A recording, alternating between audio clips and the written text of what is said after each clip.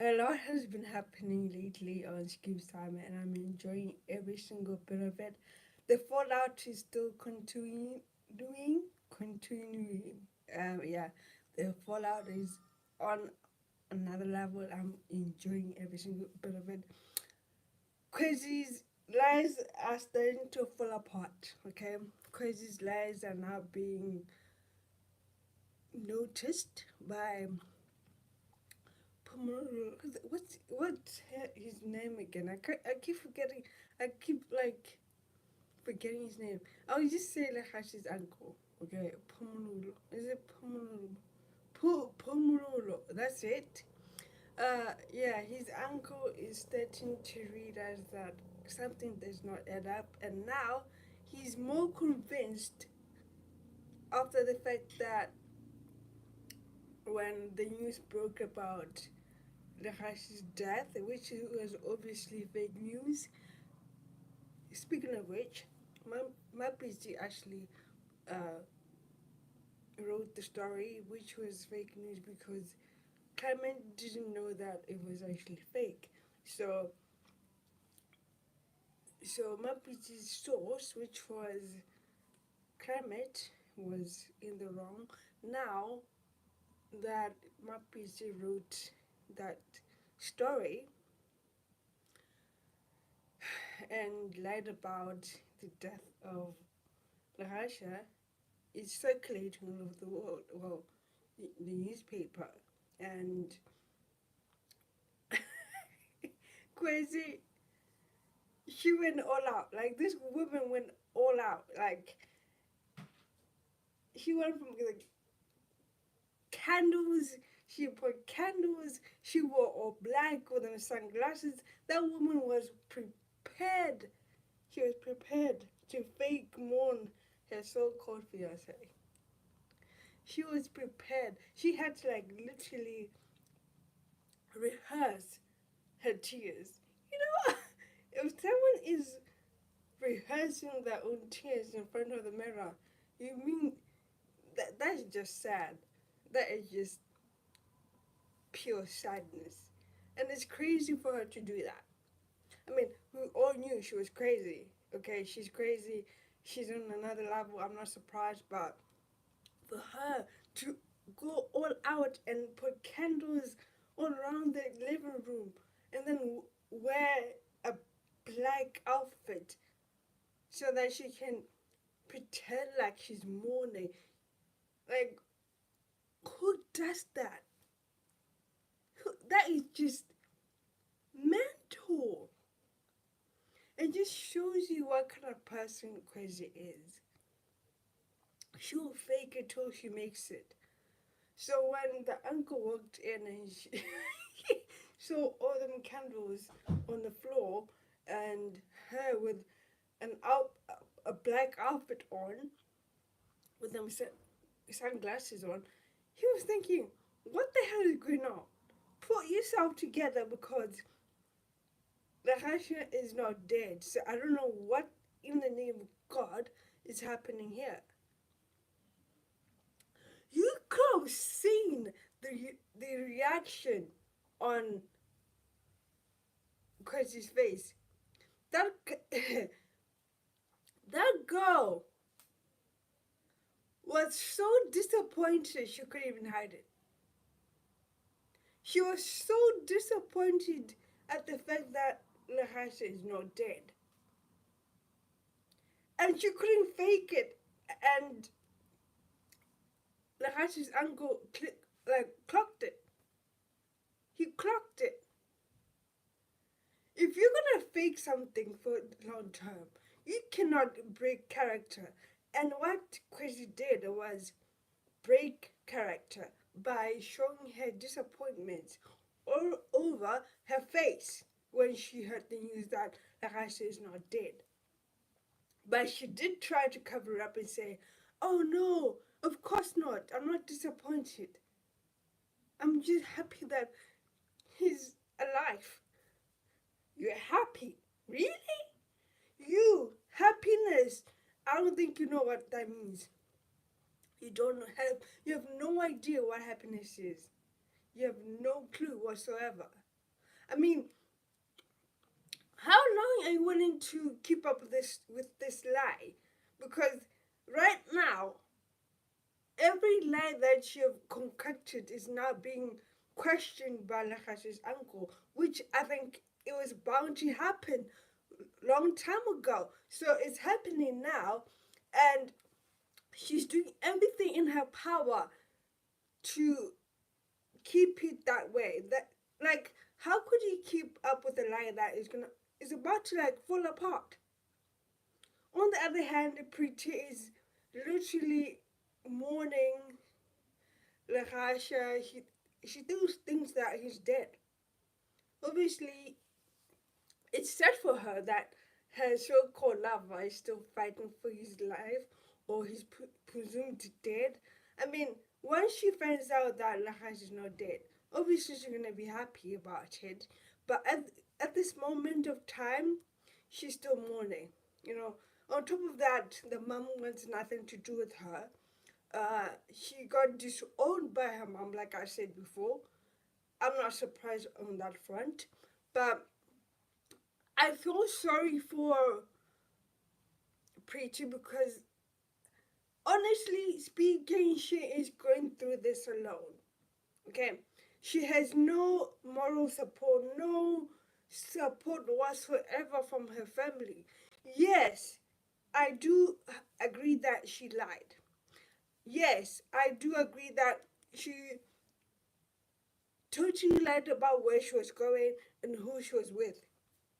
Okay, I get that totally.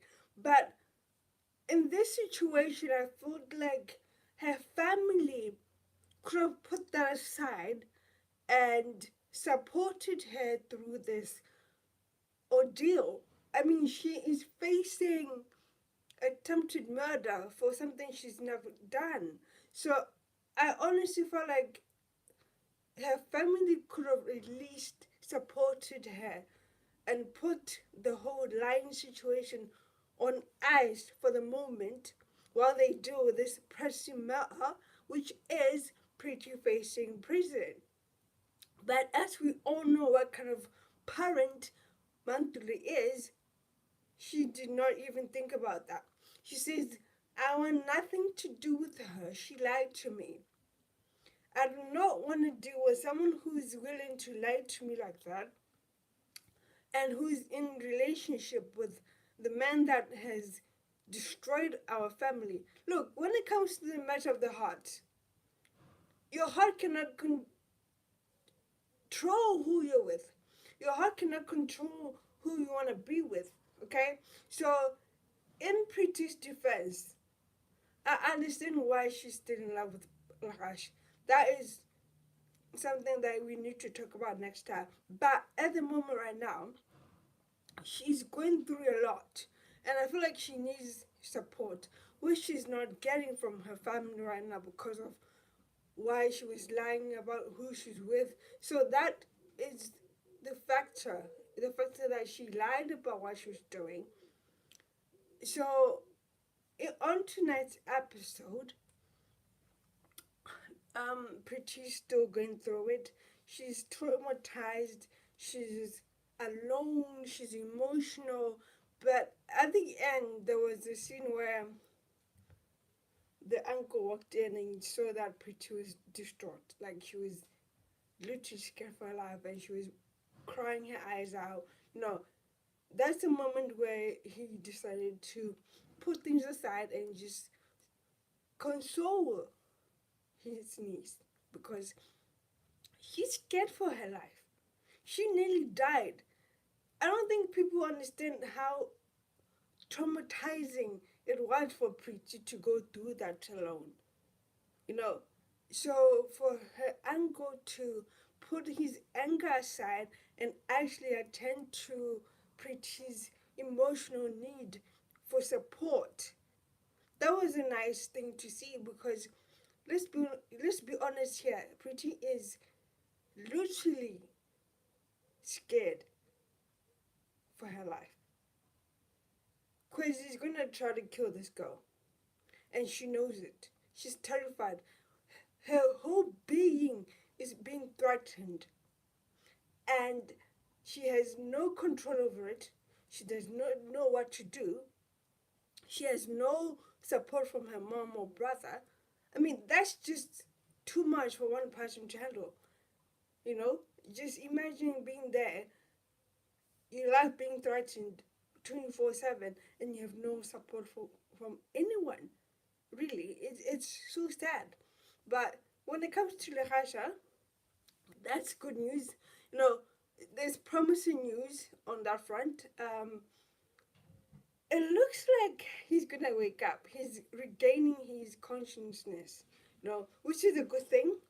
And I think Khewzi now finds out that Lehasha is actually waking up, and things are not looking good for her because the truth is now about to be revealed. The question is who's gonna believe Lehasha's story and who's gonna believe Khewzi's story? Because 90% of the time, the law supports the woman, usually, actually. But in this case, I just hope that justice is proven to the Khachi's side, because right now he's fighting for his life, okay? The guy is fighting for his life. He's fighting really hard for his life. And he's awake now, he's regaining consciousness, which is also a good sign for Preacher, because that means there's a high possibility now that he's waking up, the truth will come out as well. That it was not actually Preacher who did the crime, it was Khewzi, you know? So, what's gonna happen tomorrow, I have no idea, but I'm looking forward to it.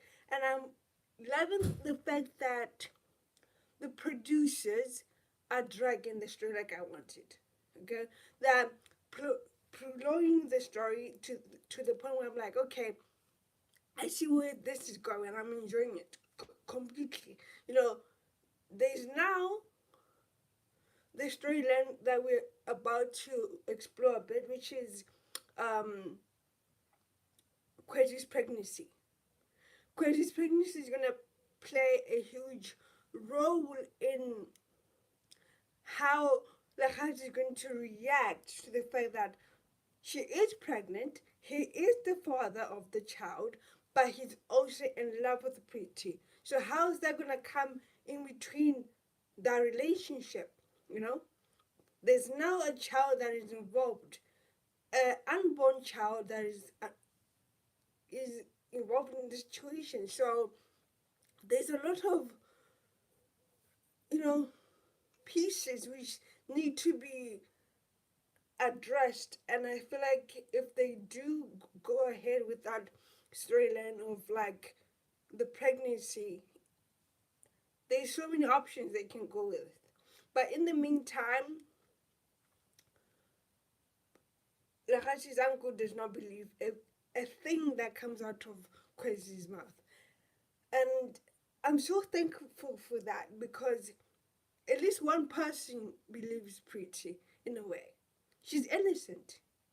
But until that is proven, the only person that can really help her is Lehashi's uncle by actually revealing the truth. You know, he asked for the DNA test, he asked for the pregnancy test, and that's what he's going for, because he knows what kind of person Khewzi is. He even stated himself that she is a snake. She's a snake slithering in the grass. She's a snake. She's the most craziest person in that situation right now. Okay? I'm hopeful for the best. And now that Lehasa is regaining consciousness, I'm so happy for that. The question is, does he remember what happened at his apartment? I think also Leto does not believe what the strangers are telling about Preeti, because he knows what kind of person Preeti is, and she's not capable of that. But in the meantime, the decks are literally falling, you know, because his story is now becoming unbelievable because